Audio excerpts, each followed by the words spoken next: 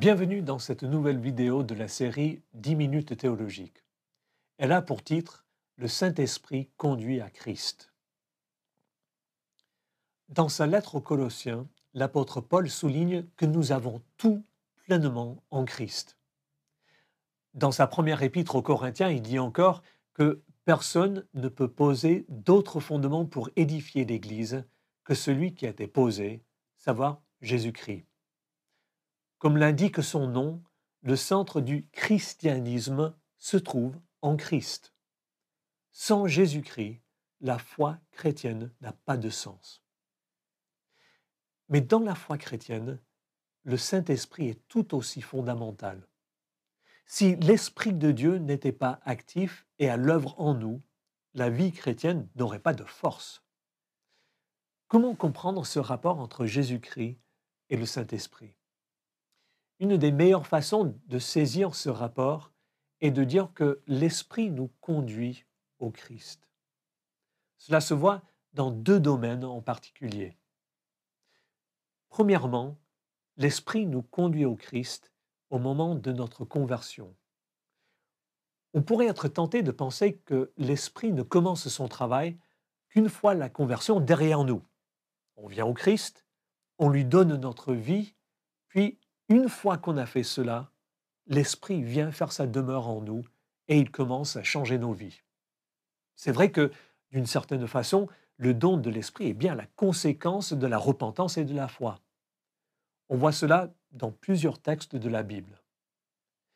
Mais en réalité, c'est plus compliqué que cela et en même temps beaucoup plus riche. En 1 Corinthiens 2, verset 14, Paul dit que l'homme naturel, c'est-à-dire celui ou celle qui n'a pas l'Esprit, ne reçoit pas les choses de l'Esprit de Dieu, car elles sont une folie pour lui. Et il ne peut les connaître parce que c'est spirituellement qu'on en juge. Autrement dit, on ne peut vraiment comprendre l'Évangile que spirituellement, c'est-à-dire à l'aide de l'Esprit. Qu'est-ce qui se passe dans notre conversion ? L'Esprit travaille sur notre intelligence et il fait que l'Évangile, qui jusque-là semblait une folie, se met à bouleverser nos cœurs. Et on commence alors à en percevoir la force et la pertinence.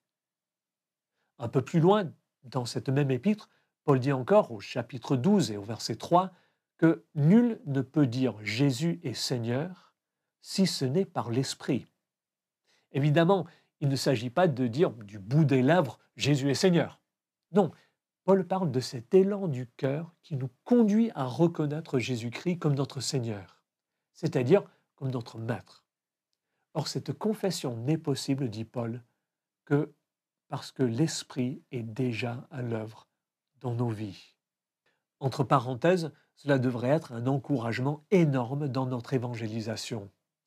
Parce que ça me dit que quand je partage la bonne nouvelle avec un non-chrétien, je ne suis pas seul. L'Esprit y est aussi. Et il peut prendre mes mots insuffisants, mes maladresses, et les utiliser pour ouvrir le cœur de cette personne et la conduire au Christ.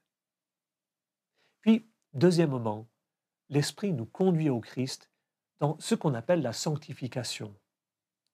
La Bible dit que ce que Dieu veut, c'est que nous soyons conformés à l'image de Jésus-Christ. En d'autres termes, que nos attitudes, nos priorités, notre obéissance, notre amour pour Dieu et pour les autres ressemblent de plus en plus aux attitudes, à l'obéissance et à l'amour de Jésus-Christ lui-même.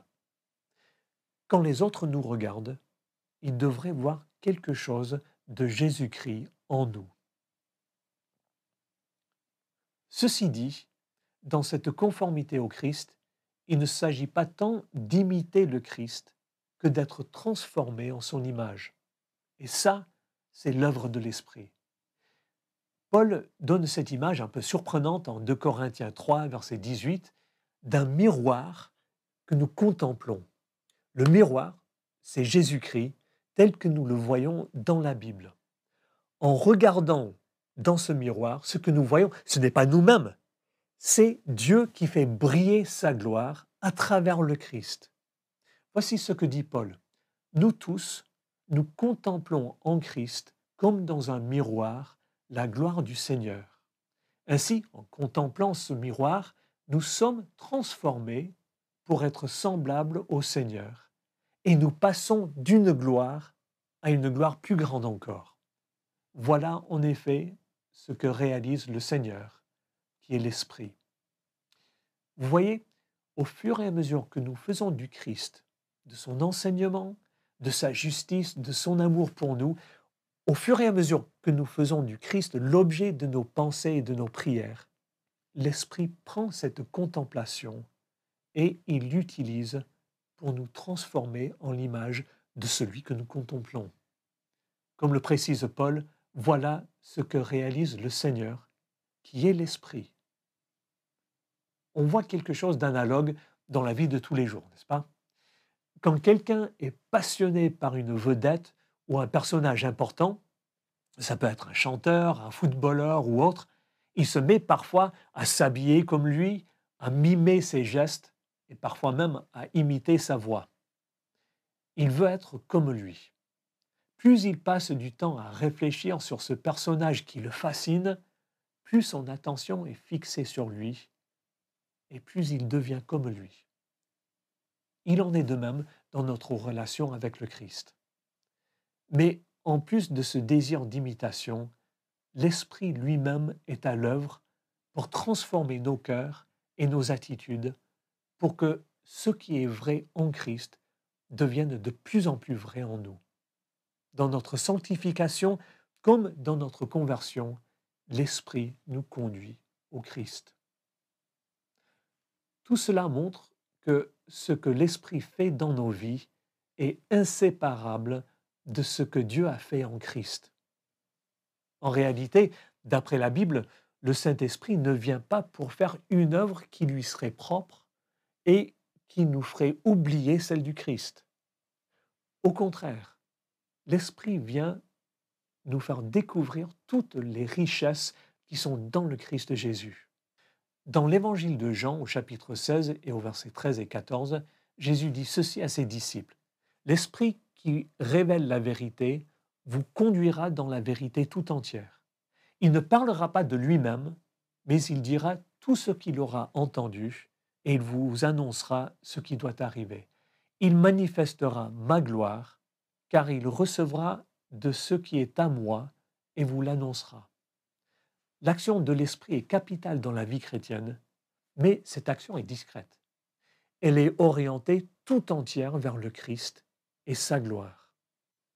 D'ailleurs, on voit quelque chose de la beauté et de l'humilité du Dieu trinitaire là-dedans. Quand Jésus-Christ vient dans le monde, il ne vient pas pour se mettre en avant, mais pour glorifier le Père.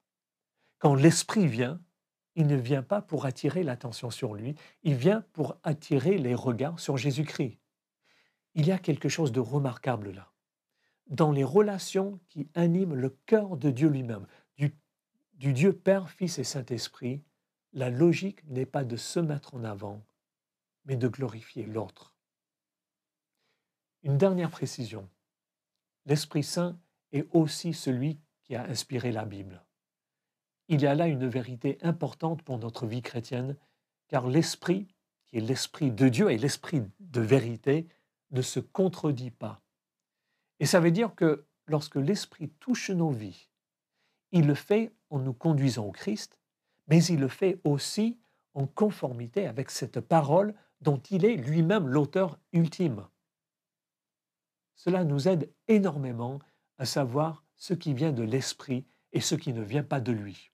Si quelqu'un dit « l'Esprit m'a parlé », mais que ce qu'il dit est en contradiction avec la parole de Dieu écrite, avec la Bible, cette voix n'est pas celle de l'Esprit, aussi impressionnante ou convaincante puisse-t-elle être. L'Esprit reste fidèle à ce qu'il a lui-même dit aux prophètes et aux apôtres. Ainsi, l'Esprit nous conduit au Christ. Et il le fait pour que dans nos vies, Jésus-Christ soit glorifié et que dans tout ce que nous sommes, dans tout ce que nous faisons, le Christ soit de plus en plus visible. L'Esprit agit pour que nous ressemblions de plus en plus à Jésus-Christ.